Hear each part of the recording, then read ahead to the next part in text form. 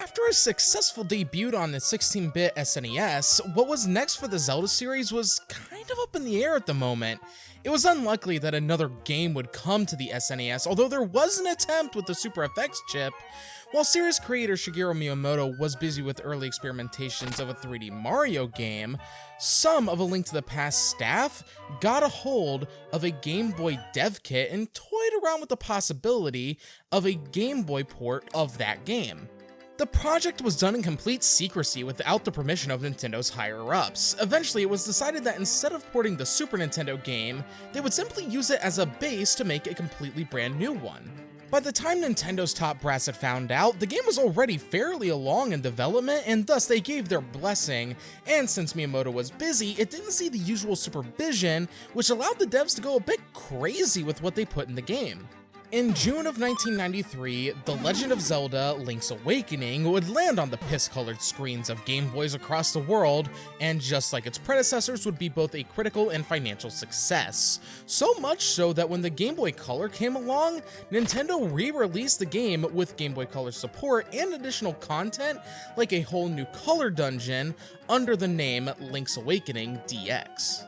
Finally, in 2019, a full-blown remake of the game was revealed and released as Link's Awakening.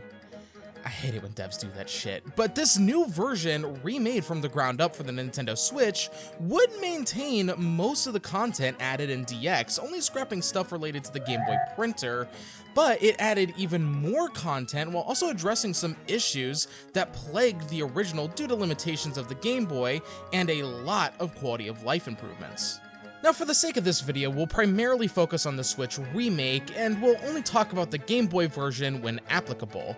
I have played this game before, but never to completion, so let's see if this remixed version of one of the best Zelda games could live up to its older sibling, or if the Game Boy really hindered this game in way more ways than just buttons. So when opening the game, we get this little cinematic that here on the Switch version was fully animated, and you know, if they were to ever make a Zelda anime, I would want it to look like this. This is beautiful. Link has set sail from Hyrule and has been caught in this vicious storm when a bolt of lightning destroys Link's boat, causing him to wash ashore on this unfamiliar island. When Link awakes, he finds himself in this house that belongs to these two, Terran and Marin. They give him his shield back, but Link has to go to the beach in order to find his sword, which he does in due time. And from here, the game pretty much opens up as you can just start doing whatever you need to progress. A quick start for sure, but I don't mind it. In fact, I welcome it. I suppose the first thing that we should talk about here is the inventory system, which functions a bit differently between versions. The Game Boy had a limited amount of buttons to work with, and since this game will often require the usage of 2 items at once, what exactly was the solution here? Well, simple. Make it so that everything is an item, including your sword and shield, and they can all be equipped and unequipped. Now, I understand that the Game Boy had 2 face buttons, but did every item need to be manually equipped? The shield could have been a passive item like it was in the previous 3 games, so could the power bracelet. It winds up being a bit of an issue and potentially a deal breaker for some because of the need to swap items, sometimes so frequently that it can be bothersome and drag the game's pace to a crawl. This was something that was thankfully fixed in the Switch remake. The sword, shield, Pegasus boots, they all have dedicated buttons on the controller now. Meanwhile, items like the power bracelet are back to being passive, so you no longer have to equip them. You still only have 2 item buttons to work with, and I do think something like Rock's Feather could have also benefited from having its own dedicated button. Hell, my Y button pretty much only had that item on it for most of the playthrough, but this does mean that you won't need to do nearly as much item swapping, and that I can see people more easily enjoying this version of the game as a result. Speaking of those items, Link still has a healthy variety of items to use throughout his journey, a lot of which return from Link to the Past. Okay, you know what? I'm just gonna start referring to this game as Zelda 3 from now on. It rolls off the tongue more easily. You got the Pegasus boots for faster movement, magic powder, bombs, and the boomerang, all of which are useful throughout the adventure. You can also get the aforementioned Rock's Feather for jumping, a shovel for digging, the magic rod for a long-range attack, and exclusive to the remake, 3 bottles to catch fairies in.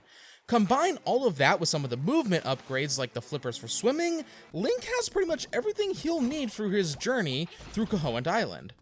Yeah, you weren't in Hyrule this time. In fact, aside from Link and the series name, nothing from the other games is really present. No Hyrule, no Zelda, Ganon, Triforce, not even the Master Sword are in this game. This is very disconnected from the other 3 games, aside from this being the same Link from Zelda 3. Koholint has a very different feel from Hyrule in both its design and its inhabitants. Sure, there are some familiar sites like the castle around the center of the map and the northern mountainous area, but Mabe Village is very distinct from its Hyrulean counterpart.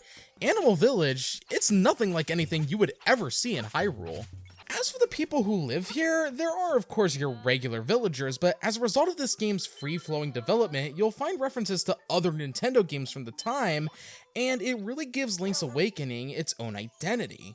Tell me, in what other Zelda game would you deliver a picture of Princess Peach to Dr. Wright from SimCity? In what other Zelda game do you get a song from Wart and encounter Mario enemies like Goombas, Piranha Plants, or even fight off an evil Kirby? This is all brought together in an art style that I personally feel is beautiful and really pushes the Switch to its limits. Alright, so take a drink if you've heard this before. Remaking a pixel-based game can be tricky. One of the advantages of pixel games is that it leaves room for your brain to fill in the gaps, and eventually you'll stop seeing blocks on the screen and start seeing these characters and lands as they were intended to be. With that said, the diorama art style of the remake I think is wonderful, and I seriously have trouble believing that this is a Switch game. I know some people don't like the art style, and that's fair. It's not for everyone, but I personally feel so enamored by it. My only issue with the art style is that for as beautiful as it looks, it does lead to some heavy performance issues on the original Switch. This game tries to run at 60 FPS, but will frequently drop to 40 when loading in parts of the overworld. This has thankfully been remedied on Switch 2, where the game not only runs at a silky smooth 60 frames per second, but also renders at a 4K resolution. This even kills some weird technical issues with shadows and visual effects that would pop up every so often.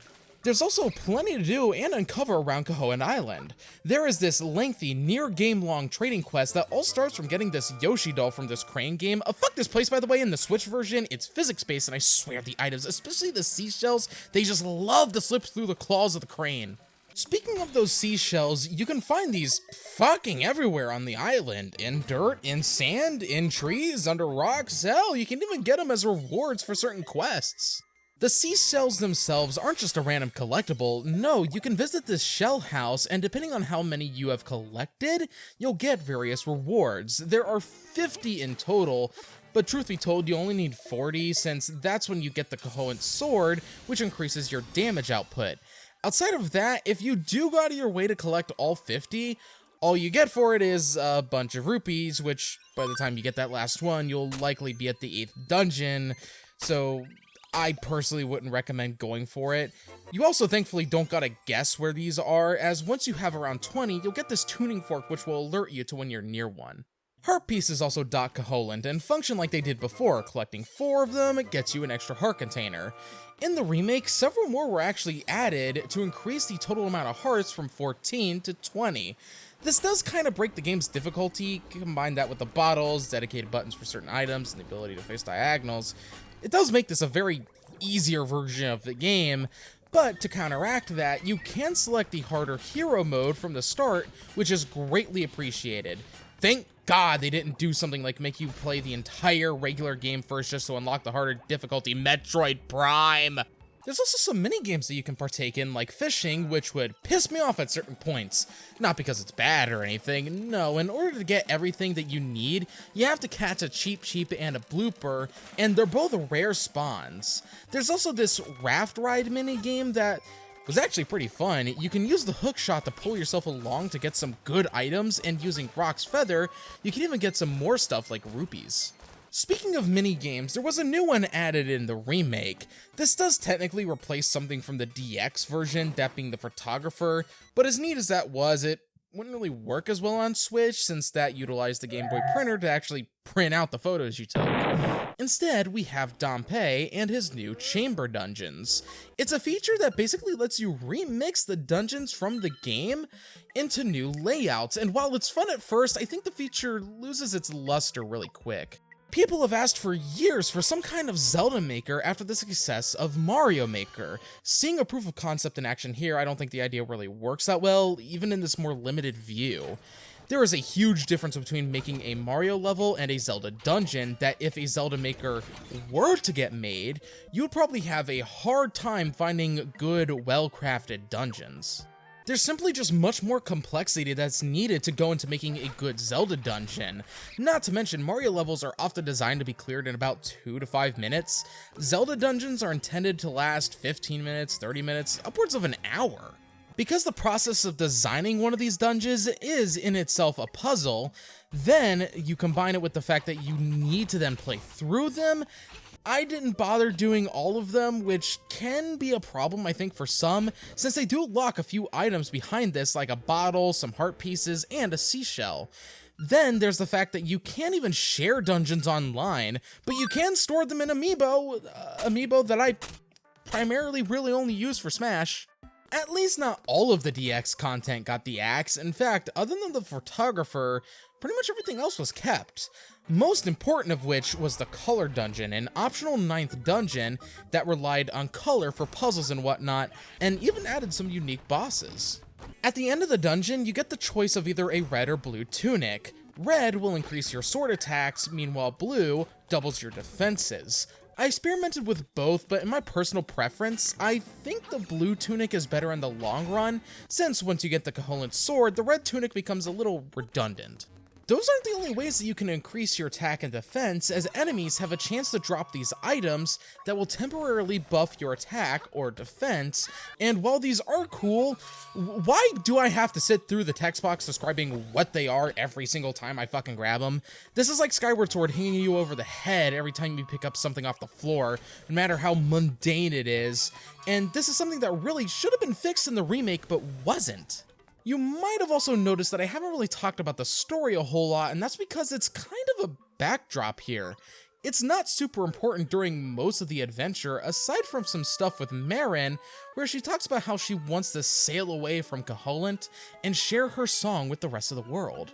You are visited by this owl every so often who will give pointers as to what your next objective should be, but his advice often flips between nudging you in the right direction or just borderline quest markers. Something that you really don't need, especially in the remake, where the map is way more detailed and you have actual markers that you can place down to remind yourself of important things later on. He mostly just tells you, beat the dungeons, get the instrument inside, and awake the windfish, as that is Link's only means of leaving Epstein Island. Eventually the bosses in the dungeons start hinting at the idea that Koholint and all of its inhabitants are an illusion, and in due time, you find out that the entire island is a manifestation of the windfish's dream, and that if you are to awaken the windfish, Koholint and everything on it will vanish as if they never existed in the first place. These dungeons, by the way, they are something.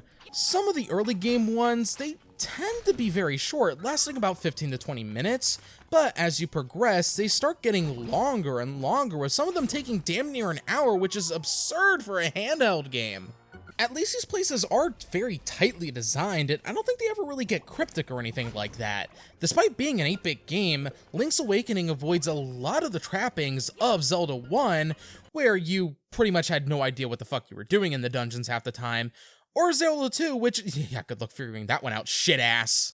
I think there was really only one dungeon here that I didn't like, Eagle Tower, and it's because you constantly have to go back and forth between floors, And pay mind to this crystal switch, which determines which color of these blocks are raised and which ones aren't. You gotta carry this ball around to destroy these pillars, and because this game uses the joystick to move Link and not the D-pad, if you flick the joystick a little too suddenly, Link will just suddenly turn around, and then you won't notice, and you'll throw the ball into either a pit or an unattainable to reach area, and because of that, you either have to go all the way back to where the ball originally spawned, or you have to leave the dungeon entirely to reset its position. Fuck you, Eagle Tower!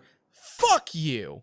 The bosses oddly aren't anything to write home about. I mean, some of them are neat, like the genie here, where you have to pick up its bottle and smash it against the wall in order to deal damage to it. These bosses are creative, now that I think about it. It's just none of them are particularly hard, and that even includes... You! You motherfucker, I thought I killed you off in the previous game. What the hell are you doing oh, he's dead. That wasn't anywhere nearly as annoying as your Zelda 3 fight. I'm kind of upset now, actually. One more thing I want to talk about before we get to the end game is the music. Both the original and the remake handle their soundtracks pretty well. For the remake, they really put a focus on string instruments for the score, and while it does work for a lot of the songs here, I think the only tune that actually outshines the remake here from the original is actually the Mysterious Forest.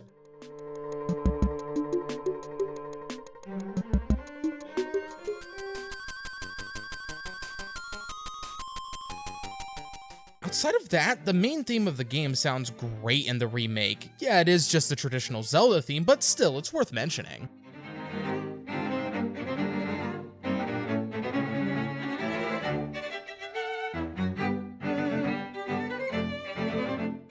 Of course, I have to mention the highlight of it all, Tall Tall Heights. It was one of the best songs in the original game, and the remake does it the justice it deserves.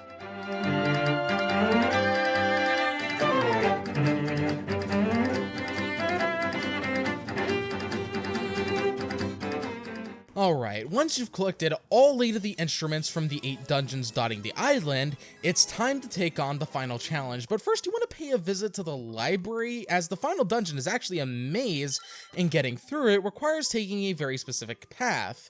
And this ends up being a great use case for the Switch's screenshot feature, actually. Once you're ready, head up to the Windfish Egg and play the Ballad of the Windfish on your ocarina. Doing so with all 8 instruments will cause a hole to appear in the egg, and after navigating the chambers inside correctly, you'll find a hole in the ground that will take you down to face the final nightmare. This thing has multiple phases and requires a lot to get through. One phase is a jelly where you have to sprinkle magic powder on it, and another it transforms to and you have to play tennis with it. Then it transforms into Ganon and you have to repeat that fight from the previous game, the Moldorm, and eventually the nightmare reveals its true self as you then have to jump over its arms and shoot it in the eye with your arrows until finally the nightmare is destroyed, allowing you to progress further inside the egg. We find the owl, who reveals that he's actually the guardian of the dream, and was distraught when the nightmares started to show up in the dungeons, but thanks to our efforts, his work is no longer needed, and soon we meet the Windfish. It again informs us that once it awakes, all of Koholint will vanish, but it will not be forgotten so long as we remember it. With that, Link plays the ballad one final time, as Koholint and all of its inhabitants vanish in a scene that I can only describe as both beautiful and melancholic. Link then finds himself still stranded at sea, but the memory of his adventure still rings in his mind as the Windfish flies overhead with the familiar tune Marin taught him echoing through the air. It is then implied that Marin is now a seagull, as we can now close out this chapter of the Zelda series. Link's Awakening is a very nice game, one that the remake did a lot to improve actually. I like it when Zelda steps outside of its usual comfort zone when it comes to the world and whatnot and does something more bizarre. The unique circumstances of this game's creation led to something that I don't think we'll ever really see again from the series, not like this at least. The visuals of both versions are amazing, the dungeons are so well designed, the world feels so compact and full of life, and thanks to the remake, Link feels so versatile and capable of so much. Even back on the Game Boy, going back to it for a second, I'm impressed with how they were able to make a Zelda game this good on an 8-bit handheld after Zelda 3 set new standards for the series. If you haven't played Link's Awakening, well, the Switch remake is getting pretty old at this point, so you should be able to find it for a discount, I imagine. And even then, the DX version is available for those with a basic Nintendo Switch Online subscription. There's even an unofficial PC port of DX that you could try as well. So, I suppose it's time we move on to the Zelda game now, huh? With the new age of gaming approaching, it was time for Zelda to make its jump to 3D with The Legend of Zelda: Ocarina of Time. Subscribe to the channel if that sounds fun to you, and leave a like and a comment should you choose. And with all that said, have a great day or night. Peace.